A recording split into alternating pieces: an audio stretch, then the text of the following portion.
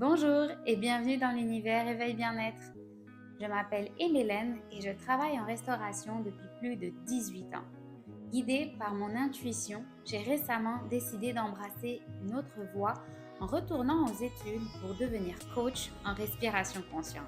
Rejoignez-moi dans ce voyage vers l'harmonie du corps et de l'esprit.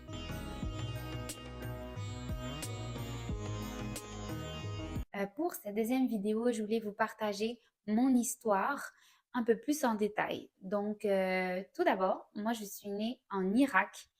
Je suis le fruit de l'amour entre un Irakien et une Française, assez atypique. Sauf que je commence ma vie en fait sous les bombes, car la guerre du Golfe éclate dans les années 90. Donc, c'est assez traumatisant comme expérience pour mes parents. Ça a été très difficile. Tous les jours, on ne sait pas en fait si on va vivre ou si on va mourir littéralement. De plus que mon père faisait partie de l'armée irakienne à cette époque. Il n'avait pas le choix. Donc, du jour au lendemain, mes parents ont décidé de quitter l'Irak, de traverser le désert pour atterrir en Syrie. Sauf que lors de ce parcours dans le désert, par chance, une Jeep de l'armée française arrive et ma mère décide d'aller vers eux. Et par chance, ce général qui se trouvait dans cette Jeep décide de nous prendre sous son aile et littéralement de nous sauver la vie pour nous amener en France. Donc, ma vie commence comme ça.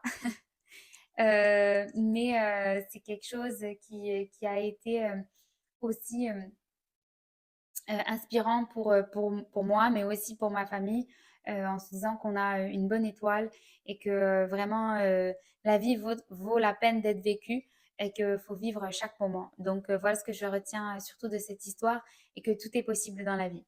Donc après ce passage en Irak, donc mes parents arrivent en France. Très difficile d'établir une stabilité financière. Bien sûr, mes parents étaient choqués, traumatisés, nous aussi, moi et mes deux frères. Donc, mon père arrive, de par ses contacts, de trouver un contrat pour aller travailler en tant qu'architecte au Maroc.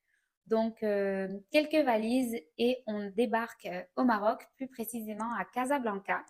Donc, ça a été vraiment une expérience pour moi euh, inspirante parce que le Maroc, ben, j'avais l'occasion de découvrir, mais aussi d'intégrer les rituels du Maroc, de vivre selon le rythme du Maroc, même si j'allais à l'école, mais bien sûr, je rencontrais en fait une autre culture. Donc, ça a été pour moi une super belle expérience de voir que les gens là-bas vivent plus le moment présent, j'ai envie de dire, et vivre au rythme de la vie. Et l'authenticité de ce pays, c'est vraiment et l'hospitalité également qui en ressort, c'est vraiment unique. Et en tout cas, s'il y a des Marocaines ou des Marocains qui m'écoutent, vive le Maroc. Donc voilà. Après ce passage au Maroc, mes parents décident de retourner vivre en France. Donc on se retrouve à Toulouse. Et encore une fois, difficile de trouver une stabilité. Et moi, j'arrive avec un niveau scolaire plus que moyen, je l'avoue.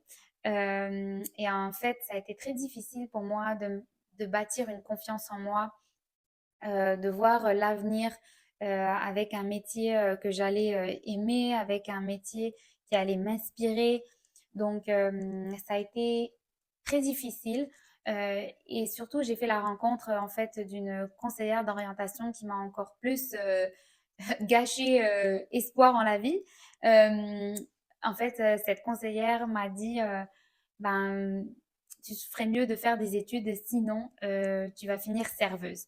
Donc ça a été très choquant et démotivant surtout et dégradant pour le métier que je fais en plus maintenant. Mais sachez que j'ai repris confiance en moi, sachez que j'ai arrivé à bâtir une vie que j'aime beaucoup. Et voilà, par rapport à cette expérience de conseillère d'orientation. Je suis sûre qu'il y en a certains d'entre vous qui ont vécu la même chose. Donc, continuez à vous battre et croyez en vous. Pour ce petit passage, je voulais aussi vous parler de mon prénom, car il a une signification particulière. En fait, mon prénom veut dire en irakien deux espoirs. Donc, ça se prononce Emelaine. Et je pense que clairement, mon nom m'a toujours guidée. Je pense qu'il est important de garder espoir dans la vie, mais je pense qu'il est aussi important de bâtir son histoire à travers toujours une idée, à travers de l'espoir et avec des actions.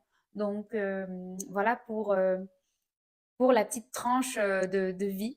Donc, je voulais vous remercier de m'avoir écouté. Et surtout, n'hésitez pas à écouter la prochaine vidéo, parce que la prochaine vidéo, c'est mon installation à Montréal, au Canada. Donc, gros bisous à vous. Bonne journée!